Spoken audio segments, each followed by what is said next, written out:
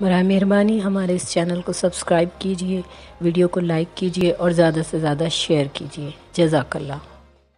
بسم اللہ الرحمن الرحیم۔ پکار ٹی وی پر خوش آمدید۔ فضائل قرآن کے عنوان سے ہمارا ویڈیوز کا سلسلہ جاری ہے۔ آج کا ہمارا موضوع ہے فضیلت سورہ کوثر۔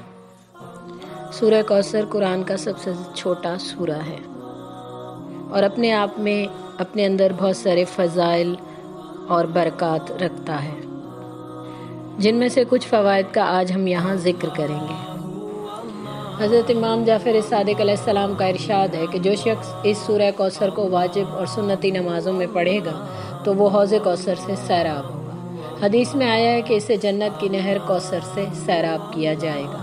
اسے عید الاضحیٰ پر قربان ہونے والے جانوروں سے 10 گنا زیادہ ثواب ملے گا۔ دشمنوں اور حاسدین پر فتح یابی کے لیے مؤثر ہے۔ اس سورت کو روزانہ 21 مرتبہ پڑھنا مصائب اور آلام سے نجات اور رفع ایذا رسانی دشمن کا موجب ہے۔ آنکھوں کی تکلیف کے لیے، آنکھوں کی تمام بیماریوں کے لیے سورہ کوثر پڑھ کر مریض کی آنکھوں پر دم کریں تو انشاءاللہ اسے شفا نصیب ہوگی۔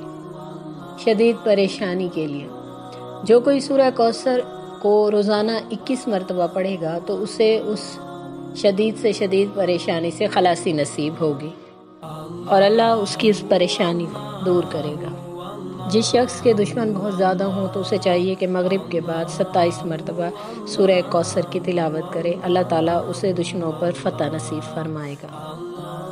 پروردگار ہمیں صحیح معنوں میں عمل کرنے کی توفیق عطا فرمائے۔ الہی آمین۔ وآخر دعوانا ان الحمد للہ رب العالمین۔